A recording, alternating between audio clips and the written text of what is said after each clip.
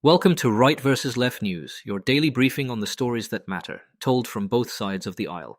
I'm your AI host, Chris, and each day I bring you the most important political and cultural news, with perspectives from conservative and progressive voices. No spin, no agenda, just the facts and the opinions that shape our national conversation. Let's dive in. Here's the quick overview.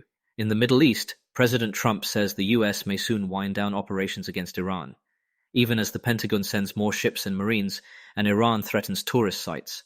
Back home, the Supreme Court unanimously revived a free speech lawsuit from a Mississippi street preacher. Markets ended the week rattled, stocks fell as oil jumped, and traders dialed back hopes for quick Fed cuts. The White House rolled out a national AI legislative framework that could preempt some state rules. And in Iran, 3 young men were executed this week. Rights groups warn a broader wave could follow. Those are the stories shaping the day. Before we jump into today's stories, a quick word from our sponsors. This episode is brought to you by Family GPT, the AI chat platform actually designed for kids. If your children are curious about ChatGPT, but you're worried about what they might see, Family GPT gives you full parental controls, content filtering, and the ability to align responses with your family's values. Whether Christian, Muslim, Jewish, secular, and many more. Monitor every conversation, set usage limits, and let your kids explore AI safely. No ads, no data selling, complete privacy. Sign up free at familygpt.chat. Thanks to our sponsors for supporting Right vs. Left News. Now let's get to the headlines. First, on Iran. On Friday, President Trump said the US is very close to meeting its objectives and may consider winding down the Iran campaign. Around the same time, the administration announced more amphibious ships and about 2,500 Marines headed to the region. Israel reported continued Iranian missile fire early Saturday. Saudi Arabia said it downed 20 drones near vital oil sites, and Iran threatened attacks on recreational and tourist locations worldwide. All of that unfolded within roughly 24 hours. On the right, many argue sustained military pressure is working, pointing to degraded Iranian capabilities, allied interceptions, and the option to coerce Tehran without a large U.S. ground invasion. National Review emphasizes strategic gains and defends the president's war powers. Some conservative hosts frame the message as strength paired with restraint.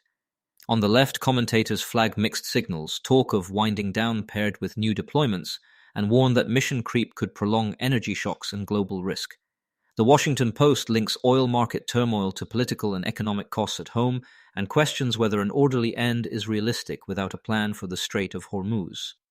Next, a Supreme Court case. The court unanimously revived Gabriel Olivier's suit against the city of Brandon, Mississippi.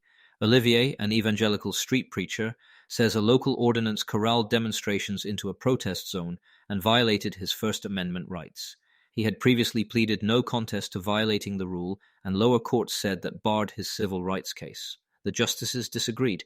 If you're seeking only forward-looking relief, you can still sue under Section 1983. On the right, it's seen as a win for religious and free speech rights in public spaces. Common sense that prior municipal penalties shouldn't permanently block citizens from challenging a speech-restricting ordinance going forward. The Daily Signal calls it a needed course correction. On the left, legal analysts stress it's a narrow procedural ruling. It doesn't bless Olivier's speech or strike the ordinance on the merits. It simply lets his suit proceed. Civil liberties groups welcome the access to justice piece while urging guardrails to prevent harassment of event-goers. There are also broader concerns about the Heck doctrine and access to federal courts. Now, the markets. Stocks slid Friday as oil rose again, and traders marked down the odds of any Federal Reserve rate cuts this spring. The S&P 500 fell about 1.5%, capping a fourth straight weekly decline. The Dow and the Nasdaq also closed lower. Analysts point to war-driven energy spikes, higher bond yields, and fading hopes for near-term monetary easing. On the right, market-friendly voices argue the best antidote is more reliable domestic energy, faster permits, more drilling, clear signals on pipelines, and less Fed micromanagement. Axios also notes a Wall Street two-step. Reassurance from the White House can briefly staunch losses, but fundamentals keep pointing back to oil.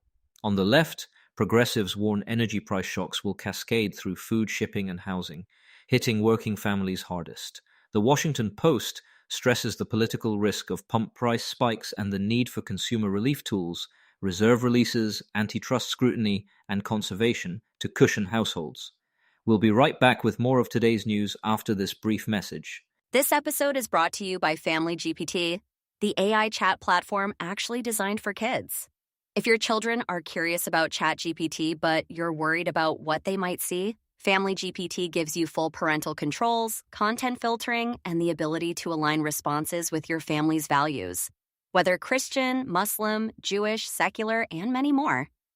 Monitor every conversation, set usage limits, and let your kids explore AI safely. No ads, no data selling, complete privacy. Sign up free at familygpt.chat. Thanks again to our sponsors. Now back to the news, now to tech and AI. The White House released a national policy framework for artificial intelligence, a legislative blueprint urging Congress to set a single national standard. It covers child safety, free speech protections, intellectual property, innovation, workforce training, and most notably, preemption of conflicting state AI laws. House Republican leaders voiced support, but passage will be tough in a divided Congress. On the right, many welcome a light-touch, innovation-first approach and one national rulebook to avoid a 50-state patchwork that could strangle startups. Supporters also highlight efforts to curb censorship by overzealous content controls while protecting kids online. The White House frames this as securing U.S. AI leadership without burdening ratepayers. On the left, progressive policy groups warn that sweeping federal preemption could kneecap state consumer protection and privacy efforts. The Center for American Progress calls the broader preemption push an unambiguous threat to states. Civil liberties advocates want stronger transparency, bias audits, and data protections than the framework promises. Finally, Iran's human rights crisis. Authorities hanged 3 young men this week, alarming monitors who fear a broader execution wave amid wartime repression. Amnesty International and Iran Human Rights say the cases involved coerced confessions and unfair trials, and warn the regime may be using executions to intimidate dissent as the conflict rages. On the right, commentators say the executions underscore the character of the regime. Evidence, they argue, that maximum pressure is justified, and that de-escalation without real constraints won't protect innocents. On the left, human rights organizations and progressive voices emphasize international law and humanitarian channels, more sanctions targeted at abusive officials, emergency visas for at-risk activists, and pressure for independent investigations, alongside de-escalation to reduce the civilian toll of war. Quick recap: Trump signals a possible wind-down even as U.S. forces surge. The Supreme Court boosts access to court for a free speech fight. Markets slump on oil and rates. The White House unveils an AI blueprint that could preempt state laws. And Iran's executions spark global outrage. We'll keep tracking these threads through the weekend, so you can make up your own mind. One story, 2 perspectives, every day. That's it for today's episode of Right versus Left News. Remember, understanding both sides isn't about picking a team, it's about being informed. Subscribe wherever you get your podcasts, and join us tomorrow for another balanced look at the day's biggest stories. Until next time, stay curious and stay informed.